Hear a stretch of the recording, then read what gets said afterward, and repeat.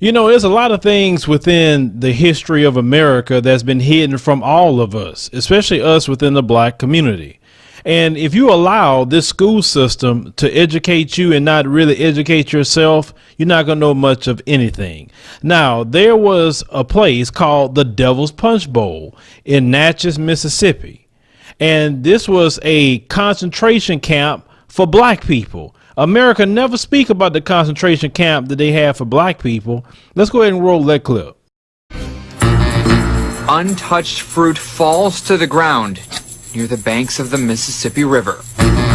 They talk about there's the most beautiful wild peach groves down in the Punch Bowl. And researcher Paula Westbrook says, like a peach, the area known as the Devil's Punch Bowl has a pit, a mass grave from the 1860s. Historians estimate that in 1 year, up to 20,000 freed slaves died in contraband camps below these bluffs. When the slaves were released from the plantations during the occupation, they overran Natchez, and the population went from about 10,000 to 120,000 overnight. So they decided to build an encampment for them at Devil's Punch Bowl, which they walled off and wouldn't let them out.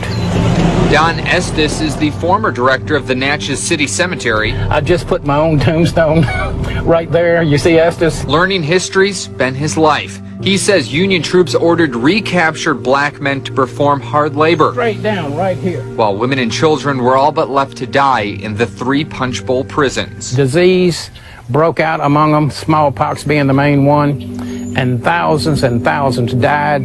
They were begging to get out, turn me loose and I'll go home back to the plantation, anywhere but there. But they wouldn't let them out. The Union Army did not allow them to remove the bodies from the camp. They just gave them shovels and said bury them where they drop. And I'd really like to show you more of this terrain, but it's just too thick with greenery. These bluffs are also straight down, so not only is it dangerous to navigate, it's still very mysterious back there. It's a bed of alligators and snakes.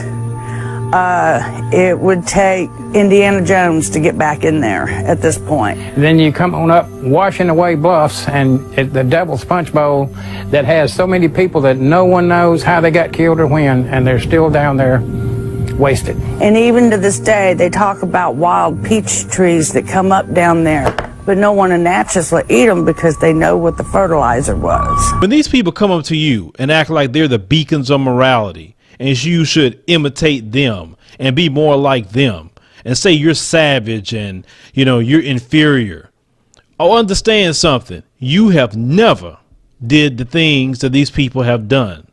Now, just imagine you are getting off the plantation, of being treated like a slave. You're free.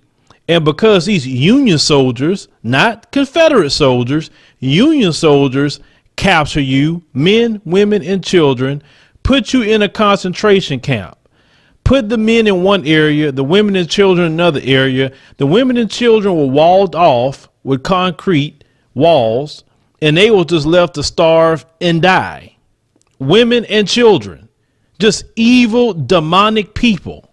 Then you had the men was put to so much hard labor that they was begging to go back to the plantation. That's how bad it was. And did you hear, in 1 year, 20,000 black people died. And these demons just say, oh, just bury them where they at.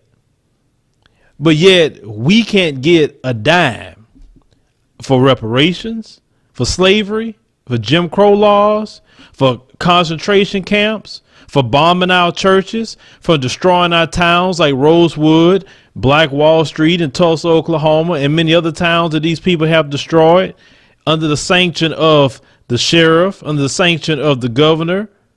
We don't get anything. But our so-called first black president, we'll put up a little picture up. He decides last year, kind of around this time, to earmark $12 million to Holocaust survivors, which the Holocaust didn't happen here, but yet he can do that and no one says anything. But when they have anything related to you, nobody can do nothing. How dare you bring that mess up? They can give money to Japanese. Don't say nothing about that to them and their heirs, for what I read about that, in the billions. Don't say anything. But you know. You see, you need to know your history to understand this country, and also to understand where you're going, and also so it does not repeat itself again. We as black people, part of the African diaspora, have suffered immensely. And everything that these people have done to us, the day is going to come where every part of that evil has to be judged. And that's why they losing their country as they speak right now, and they can't understand why.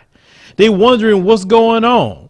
They saying we want to take our country back. We need Trump to come do it for us, because it's been sanctioned for them to lose power in this nation. It's going to happen. Because when you look at atrocities like this, when you look at something from the pit of hell that happened to our brothers and sisters, they can't just keep going along and acting like everything is okay. And then when you bring this mess up to them, instead of them acknowledging it and saying, you know, this is some evil stuff and we need to fix this, no, they're going to justify it and say, I had nothing to do with it. They're going to justify it and say, you didn't go through that, so what are you complaining for? All the things that they will say to you out of their evil minds, but when you refer to them about their stuff and what they go through, how dare you say that crap? You're evil for saying that. You know, it's kind of quite funny how they are. That's why I tell y'all, don't take the word of these people. They don't mean no good to you. If you wouldn't take the word of the devil himself, why would you take their word? These white supremacists. But this is the things that we need to talk about within our history.